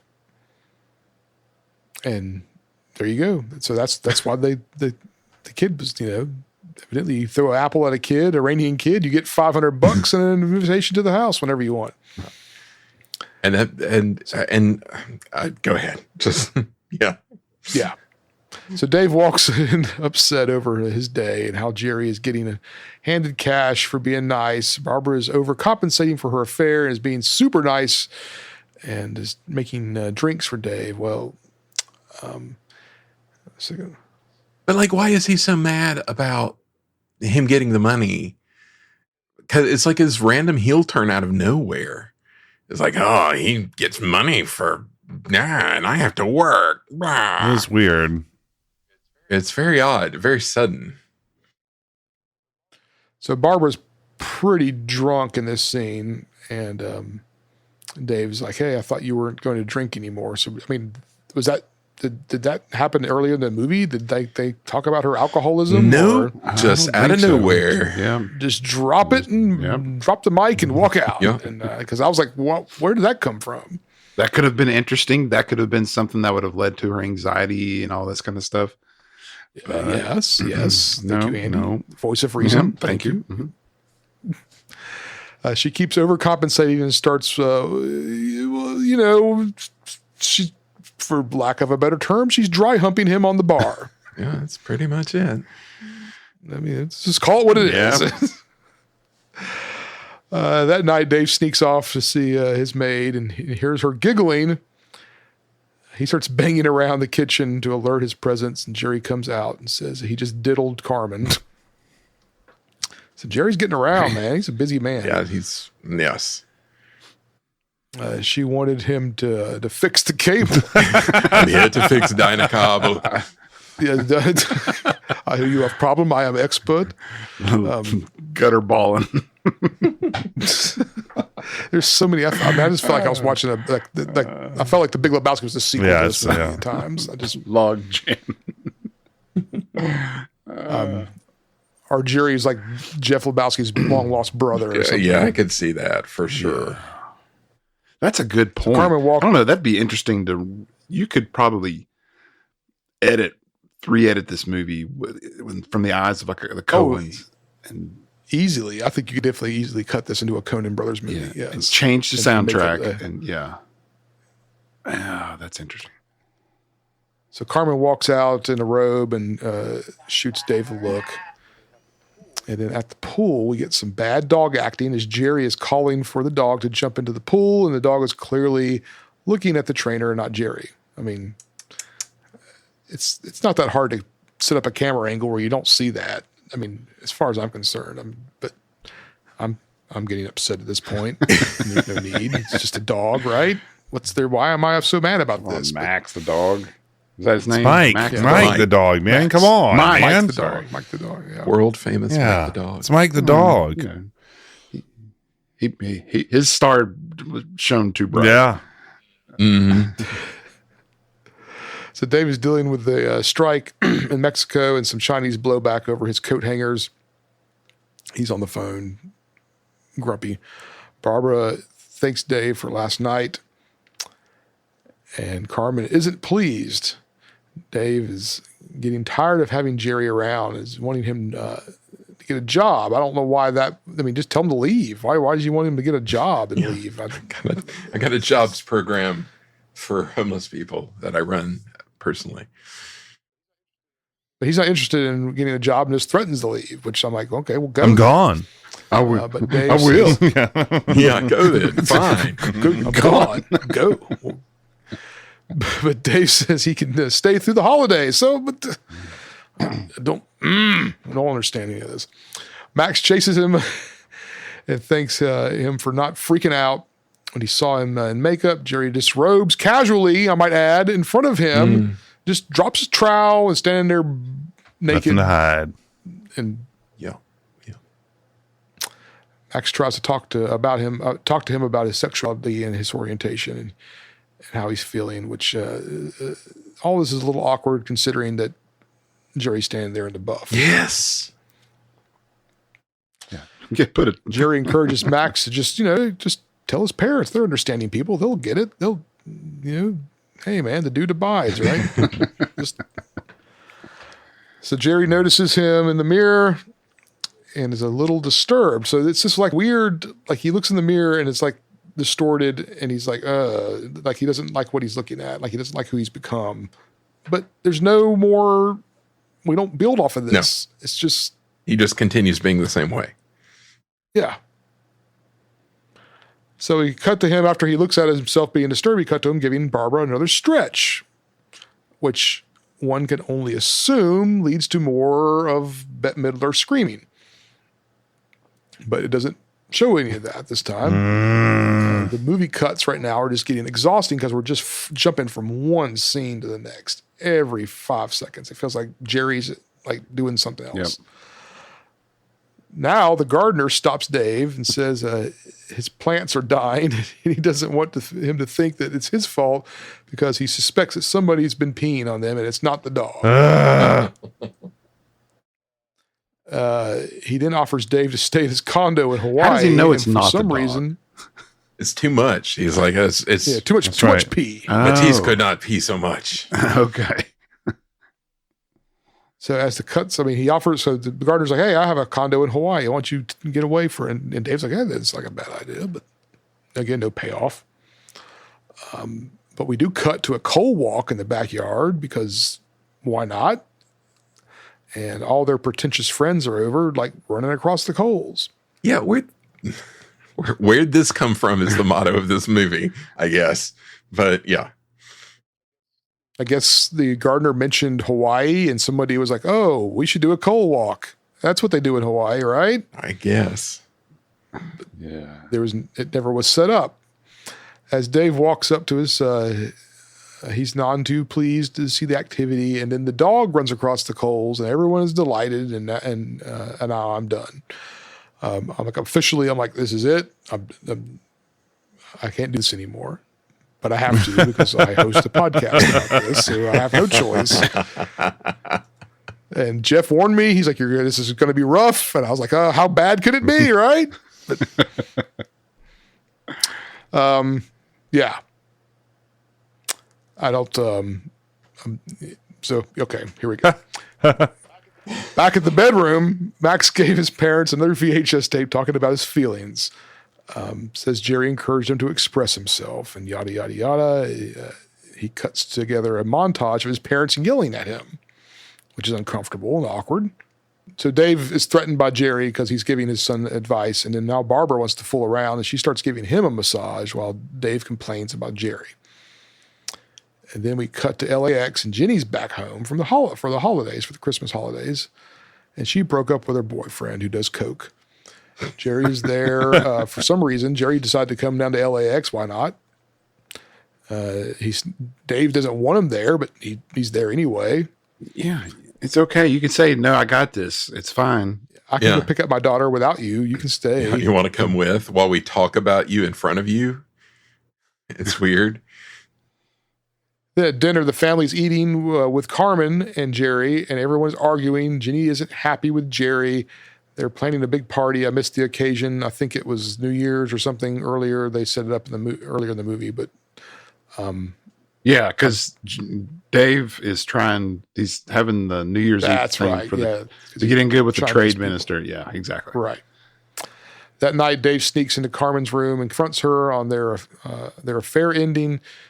She's really leaning into communism now for some reason. Is like liberal arts, man. Dave finds out that Jerry has been encouraging her to explore Marxism. I did laugh at this because he goes in and she's got all these posters on the wall of all these like bearded guys. I'm like, that wasn't there before. And then she's like, yes, you're a colonialist, blah, blah, blah, blah, blah, blah, blah, capitalist swine. And she's got like a stack of books. So here we go. This is where I keep thinking I'm like, all right, we've got the rock bottom, and then they find some way to drain a little bit more out of the pool. So Jenny's in her room and hears someone playing the piano. She comes downstairs, sees Jerry playing Clair de Lune on the grand piano. It's a hilarious touch. Yeah. It looked like Nolte was either he's really good at miming piano playing or he's really playing it. He's not playing that. It looked kind of believable. What'd you think? It did look believable. I have serious doubts he is actually playing it. I want to believe that he is a concert maybe pianist. he's playing it. Yeah. I want to believe. Yeah, I do agree that he mimed it very, very well. So Jenny says she's on Jerry and he's a sociopath and she wants him out. She's clearly angry with him. Jerry hops up from the piano and forces himself on her and starts kissing her. And I can't anymore. I'm done. I should have known that Jeff warned me that this movie was going to be off the rails and bad news, but I didn't believe him. But now I believe him. Yeah, this is pretty bad even course, for this. She starts kissing him back because, of course, it's the movies. You know, somebody is taking advantage of you. You just told them that you don't like them, and so you... That's really code for she really did like him. Yeah. When you say no, you really mean yes. So at the big party that I don't care about, little Richard and his wife show up, and we get more running gag with white meat, and the Chinese show up and crack some coat hanger jokes. They all decide to drink Tab for some reason. The Chinese are like really way in the drink Tab. A lot of Tab placement in this movie. Yeah, I was going to say, it must have been a big sponsor for Eisner. I don't remember ever seeing it in the parks, though. But hello, I enjoy Tab. Tab jokes. Jerry shows up dressed up as Santa, but it's after Christmas, so it's kind of late to the party there, Jerry. There's a bunch of stuff that happens that I really don't care about, and it doesn't matter. Showing people being awful. Of course, little Richard performs because it's probably in his contract. So he sits down at the piano and does some stuff. More stuff happens that doesn't matter. People arguing about weight, communism, and Jerry is dancing. Max shows up with his club kid friends, and Dave and Barbara are shocked. These kids, man. Yeah. The kids today, I just don't know. The kids today. Jenny does the kids are all right. The kid has apparently become just a master makeup artist overnight. Yes. Because they've got like Hollywood grade, just like stage makeup on. Oh, for fun. Ginny tries to comfort him with some psychology 101 that she learned. She tells Dave she's in love with Jerry. So that happened. Dave chases Jerry out of the house as little Richard sings, and Bette Midler's top almost comes off. That was fun. Yeah. In the scene from Great Movie Ride. That There you brings us go. the That's great right. movie status. Great movie. It's official. They fall back into the pool, and everyone starts jumping in. Dave tries to drown Jerry, and the dog sets off the alarm again, and we kind of come full circle now. It's like this moment. I thought, okay, well, maybe we're tying this all into the pool. This is like something that we're building on, and It's gonna artful, kill Jerry, yeah. or something's going to happen here that's going to make this pay off. Same alarm guy, same guy with the Jerry curls. Yeah. And what does he say? He's like, back at the ranch. Yeah. He's like, here we go, back at the ranch. So a cigar falls into a firework display that seemingly lights up at this enormous show, and I don't know how, but so this giant fireworks display is going off over the house now. Little Richard keeps playing, and the cops show up. We get a nice casual F-bomb from the helicopter pilot. Yeah. They were holding that the whole movie ready. Yeah. Everybody is asleep at the pool now the next morning, and someone, for some reason, and the house is a wreck. Jerry and Dave are awake, and Jerry says, "You bit my neck, and you tried to kill me." Jerry admits that all his stories were just that, stories. He made the whole thing up. He was just giving everyone what they needed, which evidently is just a lot of fake love and sex. So There you go. It's the 80s. That's all you need. And cocaine. Yes. Jerry storms off naked. we get another shot. Get some more. Yeah. Get him in. More while you buttocks. still can. Take your clothes back. That was in his contract that he had to be naked at least 3 times. He puts his bum clothes back on, storms off with the dog. And we kind of get it was kind of a quasi Curb Your Enthusiasm song kind of starting up here, I thought, Yeah. as they're leaving. And he's going to go back to being homeless. And he's planning his next move.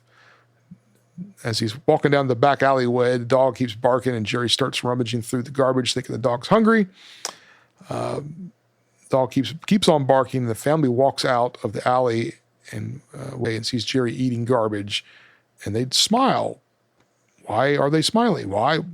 This man just slept with everybody in that scene except for Dave, I believe. I think, and the son. So what's going on? Why are they like, oh, look, he's eating garbage. Oh, I miss Jerry. Oh, he's so funny with his garbage eating. But it's like he hesitates though. It's like because he gets out, it's pate. He's like, "This is the good stuff," and gets it out, and I'm he's gonna start eating it like before with the dog, but he can't. He gags, and it's like I thought their reaction was funny because it's like, oh yeah, we got him. It's like the rich people, it's like the evil rich people won or something. Is like, yeah, we got you now. You can't go back. That's right.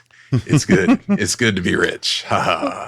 It's really, again, I think you're onto something there. I missed it because I was pretty checked out at this point. I commend you, Michael, for staying with it though, and digging. Oh, I was tuned in just to the digging very deep end. for the meanings behind this stuff. So Jerry stands up and walks back to them, and the Talking Heads Once in a Lifetime starts playing again. And as he walks back into the backyard with everybody, Dave is smiling and then pauses as if to say, why did I just let this happen? Why? Or maybe you interpreted it different, Michael. He was like, yeah, I won. But I don't know. We roll credits. And this is the maddest I've ever been at the end of a movie that I've ever done on this podcast. And it only does is fuel my hatred and makes me want to launch my reign of terror in season 7 on everybody in this podcast. So look forward to season 7 because it's going to be crazy. And none of this is going to happen, at least not on my watch. I'm just going to remind you that this was your idea. May it please the court. Yeah, I mean, and I will say that if we had done this movie at the launch, I would have been like, man, I have screwed up. Like, what have I gotten myself into? It's almost fitting that because like this is my last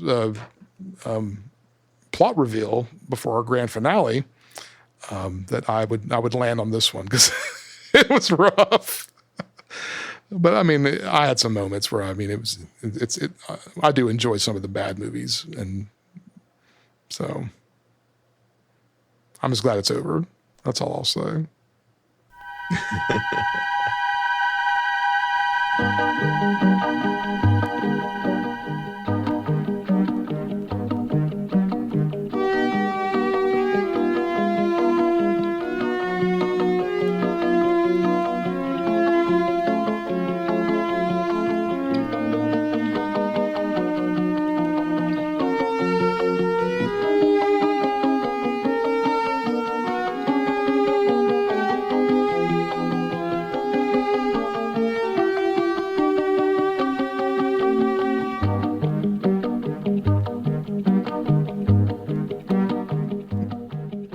what do you say to that, Andy?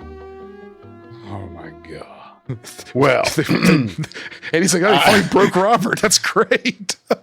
yeah, I was gonna say, I see myself in your anger. That's why I'm coming after you now, Andy. Like I'm willing. Yeah, well, I don't think you should come after me. I think you should be like, wow, Andy, I've walked a mile in your shoes. It I didn't work that way, understand. no. Yeah, where's the empathy at? Where's the empathy I'm pushing at? the nuclear button, man. We're going full nuclear next year. I think there's going to be a point, I think, if we go nuclear, that you guys can be like, so you're going to start the episode, and you're like, well, Andy's gone. We have some news to announce. We've lost one of our members. Yeah. In nuclear war, nobody wins, Andy, right? That's right. That's right. We all suffer. Well, you know who's going to win is not this movie when we rate it using our patented BCS system.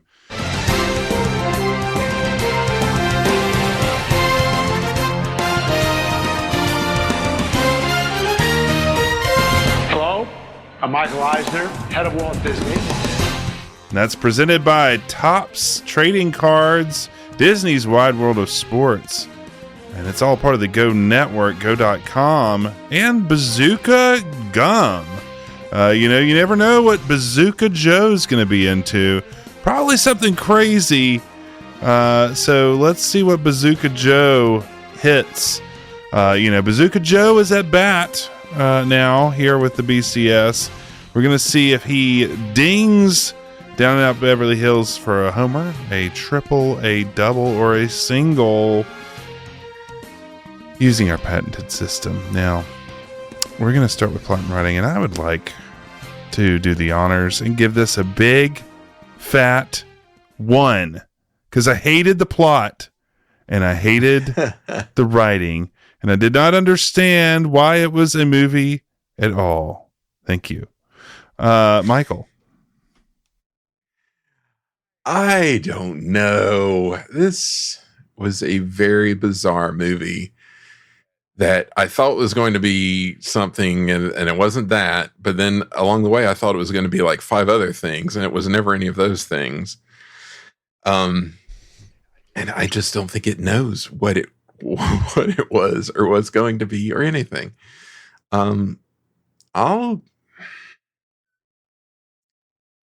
I don't know, man. I feel like giving it a 2, but I also feel like that's generous, but I'll give it a 2 anyway, because I mean, it's no Spaceman in King Arthur's Court, but I would then again, I'd rather watch that again than this, I think, maybe. Well, you may be right.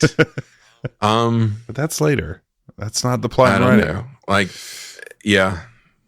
I don't know. I think I'm giving it too much mental credit for not being as horrible as I feared it would be. Just like 2 hours of him eating dog food. But I mean, in the end, it's just different kinds of horrible. But I'll give it a 2. The eternal optimist. Andy, Yeah. what about you? I I'm in the same boat as Michael. I don't know how I feel about this movie, about the plot and writing, because you're right. Spaceman King Arthur's Court is the Definitely. lowest, and it's not as bad as that. But giving it a 2 does feel like it's too high. So it's a 1.5, I guess. So, I mean, kind of thinking down the road of what I'm going to give it other categories, I'm gonna stay with a 1. It's rough. It is bad. It is not good. Yeah. I mean, at least the plot and writing part, and I'll talk about the other pieces later. But yeah, 1 for me. Okay. And Robert, what about you? Well, I was hoping Andy was going to give it a 2 because I do think it's not Spaceman and King Arthur's Court bad. It never could figure out what it was. But and then there was it was so disjointed at times. But I think I'm going to give it a 2 just so we can make it a 1.5. Just to give it a little bit of a bump over Spaceman and King Arthur's Court. Because that, to me, that was definitely rock bottom. I don't know if we'll ever achieve lower. But maybe we can next season. We can try. Oh. It is hard not to give it a 1 because, I mean, aside from the premise, which it borrowed, you could do interesting things with this premise. They didn't. No. But it's not an original premise. It was a play and a movie 50 or more years before this. And they made it worse. It's like they shouldn't get credit for that, and they blew I'm it. going back to a 1. Yep. Michael's going to balance it out with a 2. That'll be enough. That'll be the There's bump. time to build it up. There's other categories. Don't give the plot and writing credit. Yeah. Speaking of which, casting and acting. Robert, here's a chance to bump up the score. What do you give it? I mean, I didn't think the casting and acting was bad. It wasn't good, but I mean, Dreyfuss is sort of just doing his usual shtick, just kind of the same kind of neurotic running around. Oh my God! That we've kind of seen in other movies. And Bette's just being loud and Bette Midler-ish. Yeah, nothing of it stood out, so I'm gonna go with a 2. I'll agree with you on that. I was going to give it higher, but again, this issue of Bette Midler's character, it's just kind of not enough Bette Midler almost. She needed to be more, I think. Mm-hmm. I don't know. It was oddly cast, I thought. She could have also been like a really icy kind of, a different actress. Really beautiful and icy and aloof would have been an interesting. I don't know if anything's interesting. I thought Nolte was good. Mike the dog was good. It's so good. Anyway, I'm gonna give it a 2. Andy? Nolte, I thought, did a great job. He really, I think he even spent some time on the streets, researching his part and kind of did some method acting there. I was going to throw into you gonna say something? at one point in the movie, he mentions that he got arrested for handing out counterfeit draft cards or something. Yeah, that's his backstory. And exactly. Nolte got arrested in real life for that. So Right. I was like, that was weird. I wonder if he had to have added that to the script. Whoa. But Yeah. And so I think Nolte played his character well. It kind of, again, it goes back to the plot and writing. I don't think there was much for them to work with as far as the lines. Yeah. And I don't think it's the cast's fault. Yeah. I guess is what I'm trying to say. Because Dreyfuss, he seemed like a Beverly Hills, jerk and yuppie, and Bette, I think she played the role well. And I loved having little Richard there. Oh, he was great too. Yeah. And so all that combined, I I could see easily giving it a 2, but I'm going to give it a 3. I think it's enough to bring it up to the middle of the road. Okay, Michael. Yeah, I'll agree with that. I'll give it a 3. I agree with everything about. I think Nick Nolte did a great job. Dreyfuss was just doing his Dreyfuss thing, but again, I blame the script more than I blame the actors for a lot of this. And agree, Bette was way less than I expected of her to be ratcheted up to, which may have been a mercy in the end. I don't know, but it wasn't as interesting as it could have been, I feel like. And I like Jeff's sort of icy suggestion, because that could have been another way to go. But I mean, I think everybody did well with there was nobody who, everyone just did what they were asked to do. And and Little Richard was fun. That's good, because I would say 2.5, and that's what we ended up getting. Let's say production value. Michael, what do you think? Well, editing wise, it was horrible. It does feel, it was an inexpensive film, and it does feel cheap. Like most of the stuff happens in the house. I'm not going to think too much about it. I'll give it a 2. A 2, he says. Robert, what do you say? You're right. It's felt very low budget at times, with the sole exception of the shot of them on the beach. Yeah. How you say? I'm probably going to go with a 2 as well, I think. Okay, 2 2s. And I'll give a 2 for myself. And Andy, what about you? 2 for me as well. 2s all across the board, leading us to the final category, entertainment value. We're going to start with Andy. What do you give it? This movie is just barely enough better than one like we've already established with Spaceman King Arthur's Court. I do not want to rewatch this movie at all, so this is a 2 for me. A 2 from Andy. I'm going to give it a 1, because I will put it in the same realm as Spaceman and King Arthur's Court, knowing that the other grades we've given it will give it above it. But I would almost rather put that on again than this. This was stressful to me in a way that that movie is not. That movie is very, very bad and lacks any creative power, but it at least is not stressful. Maybe it is stressful. Anyway, 1. Michael, what about you? Yeah, it is a tough one, because I think of Spaceman King Arthur's Court, I think of it as just being just boring and just like no pulse. Yes, there's nothing. Whereas this is definitely not. I will say that this movie is bizarre enough. It's not its own merits that entertained me, but it's just genuine strangeness that kept me engaged enough to get it a 2. But it's not for any actual thing that it tried to do or anything that it did well.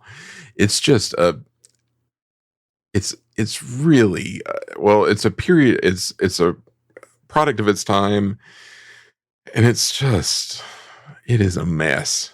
But I'll give it a 2, I suppose. Okay, and Robert, you're gonna have a final word on this then. Gonna be a 1 for me. Yes, I was not amused. Maybe chuckled once. I guess when the cutaways and the that was good. That was evening good. prayers was the only thing I laughed at. I'm still gonna give it a 1. Okay. I have no interest in revisiting this masterpiece. Shall not be revisited except for Andy, who's going to watch it every, whatever day this comes out. So let's punch that into the BCS. Right on go.com. You can find it under the tab BCS Medfield College, right there on go.com. What do we get for Down and Out in Beverly Hills? I will say that we have done 65 movies so far. It's nothing to sneeze at. We are bottom of the barrel, as we have identified, is the Spaceman and King Arthur's Court, or unidentified flying oddball, depending on which market you watched it in. It received a 1.06 Oh my gosh. So somebody slid a 2 in there at some point on Spaceman. That's But bizarre. this movie did a little bit better. It did not get above a 1. No, it was a 1.81, putting it Single. 1/100th of a point ahead of Boatniks. And Boatniks. Oh, I'd rather watch so Boatniks. much rather watch Boatniks. and Mighty Ducks was above it with a 1.88. Oh man, we really trashed Mighty Ducks. Man, I was like, man, we really It was hated terrible. Mighty Ducks. I mean, I didn't like This feels good to me. This feels accurate. Yeah, I didn't like. I'd Mighty watched Ducks. Boatniks before this one, definitely. So, Maybe Yeah. so. I think that's I think there's other elements at but play. Boatniks there. was like one of our second movie we saw. I think. Yeah. So, Yeah. yeah. The bar hadn't been Yeah, set so yet. we just hadn't been That's inoculated right. yet. Yeah, that's right. No, but I feel like that's accurate. I think a 1.81 is Sorry, What's between Mr. So Eisner. you said there's Boatniks. Then what else is below that between that and unidentified? so. Flying Yeah, the Eyeball? bottom feeders, the movies with the ones were the Mighty Ducks with a 1.88. This movie with a 1.81. Boatniks with a 1.8 flat, and then we go Herbie Goes Bananas with a 1.44. And I will tease that we may have to look at that one again and see how we feel about it now. It's tied with Flubber, with also has a 1.44. And then we go into the really the bottom of the barrel here is Gus with a 1.2, and then as I said earlier, Unidentified Flying Oddball with a 1.06. Those are all down there for Yeah, sure. That feels accurate. All right, well, single. One other thing, though, I just want to throw in is back to the music. Andy Summers did a terrible job with. Yeah, we never It really stood talked out. about it. Yeah, You're right. I was shocked when you said that it was Andy Summers. he's getting a paycheck. And then just the other soundtrack, the other pieces they brought in. I mean, it's always nice to have Little Richard, but I mean, there's just poor versions of, like you said, it wasn't the Beach Boys doing California Right. Girls. It was the lesser version of the Talking Heads. I mean, things like that. It's weird. Come on. Come on, guys. Well, we've said what we have to say about this. Andy, what did old Roger Ebert have to say about this movie? Well, Buddy Hackett actually once said that the problem with Beverly Hills is you go to sleep beside your pool one day, and when you wake up, you're 75 years old. Down and Out in Beverly Hills understands that statement inside out. It tells the story of a rich family that lives in the timeless comfort of a Beverly Hills mansion, in the kind of house where they use Architectural Digest for pornography. What? Boo! God, this is worse than the movie. One day, a bum wanders down the alley and into the backyard and tries to drown himself in their swimming pool. After he is saved, he changes their lives forever. In its broad outlines, the story is borrowed from Jean Renoir's classic film Boudreaux Saved from Drowning. But this isn't just a remake. Mazursky has a way of making comedies that are more intelligent and relevant than most of the serious films around. His last credit, for example, was the challenging Moscow on the Hudson. Yes. Never heard of it. So let me just say Oh that. man. Let me Let's do just that. say that Down and Out in Beverly Hills made me laugh longer and louder than any film I've seen in a long That makes so much sense. Yes. For So Roger horny when I Ebert. read that It's review. I was just- like, I was just like, what in the world is Roger Ebert? That's watching here? our Roger. That's our Roger. We got to, we have to get back to our guy. That Yeah. This is, we need our guy back. there was an episode of Shocking. of South Park where everybody who was driving a Tesla would always close their eyes and kind of go, pretentiously, "Oh," yes. and they'd pretentiously and smell their own farts and all that kind of stuff. That's what this feels like. It sounds like Roger Ebert's like, this is wonderful. You guys don't know what you're talking about. And it's They like, no. encapsulated Beverly Hills so perfectly. It's so hilarious. Oh, I'm ready to stop talking about this movie and never think about it again.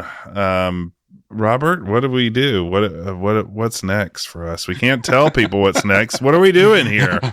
We're lost, Robert. We're lost. Yes, I really think I'm not going to tease. I mean, I will say that the last movie is going to be a banger. I assure you of that. If you know us, you could probably guess what it is. But yes, we are at the end, folks. And if you hated Touchstone season, my apologies. Again, I'm glad we didn't start with this one because it would have set a really bad tone for the rest of the trip. Clearly, the people are not pleased with this direction either. We need to get back to our playbook here. Well, if you're still listening, I mean, good Lord, credit to you. We still have listeners, dear listener. We're getting people are still pinging us here and there. I mean, we're not alone. We're just not as strong as we once were. But again, I assure you, we will get back to what we do well. And don't worry, it's coming with vengeance. I might add. Okay, so how do people interact with us if they want to? So yes, you can always interact with us on the social medias. People seem to be gravitating towards the old Facebook here of late. Do they? I think I even saw Andy pop up in there the other day, which is really weird. So, I did? I thought I saw you pop up in there. I don't think so. You didn't. I don't get on any of those stupid billionaire platforms. Whoa! Yeah, so reach out to us. Sorry. So if you want to talk to Go to Andy, Blue yes, Sky. please find us at Medfield Films. Well, Andy, I'm going to have to go back and check because I swore I saw like a comment or something. Maybe somebody asked for you, and then that's what it did. Maybe it's been hacked. And then you also could email us at info at Medfield.